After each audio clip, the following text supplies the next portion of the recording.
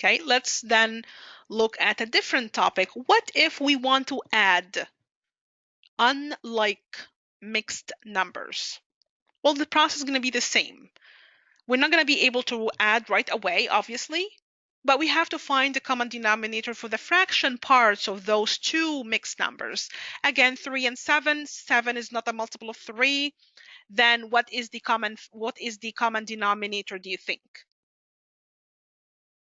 21 is the common denominator. Change the first fraction and the second fraction, times 7 and times 7. Times 3 to get us 21 and times 3. Rewrite the problem. Notice that I did not multiply the 1 times 7 or the 3 times 3. That is another common mistake that I see in students' work. We did not change the whole number parts, only the fraction parts.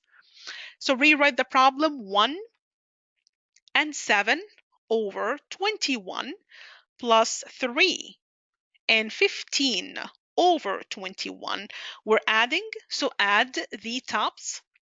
7 and 15 will give you 22. 1 and 3 will give you the 4, and then 21 will stay the same. Again, 22 over 21. This is an improper fraction. Think about it in terms of two fractions. 21 over 21. The leftover between 21 and 2 is 1 over 21. This is a whole number 1. I have a whole number 4. Add, so the answer would be 5 and 1 over 21, and this is the simplest answer. Again, number B, the same way. We have a fraction plus a mixed number. They are unlike. So think about the common denominator. 30 is a multiple of 6. So that will make me only change the second fraction, 6 times 5, and 6 and 5 times 5, because 6 times 5 will give me 30, which is then will be our common denominator. 19 over 30 as is, plus 7 and 25 over 30. Now I can just add like before. Nothing plus 7 is 7. 30 will stay in the denominator, and then add 19 plus 25 will give you 44.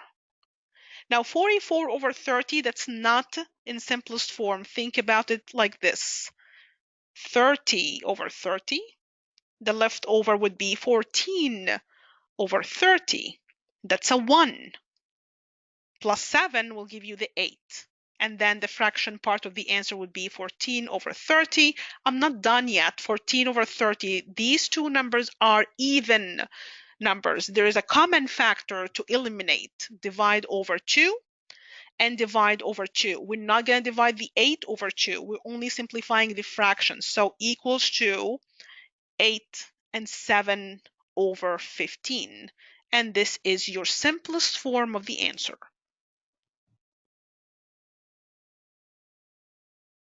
Any questions? Anything that was not clear or did not go along with what you've read already in the lesson?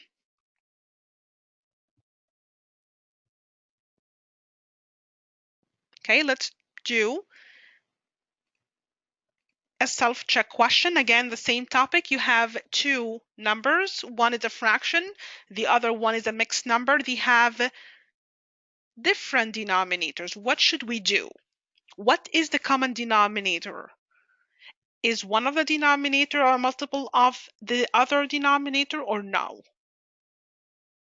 So again, from our knowledge, 100 is a multiple of 25. 25 times 4, and then we have to multiply the top times 4. 17 over 100 plus 5. And then 14 times 4 will give you 56 divided by 100. And then you just add 5 plus nothing will give you the 5.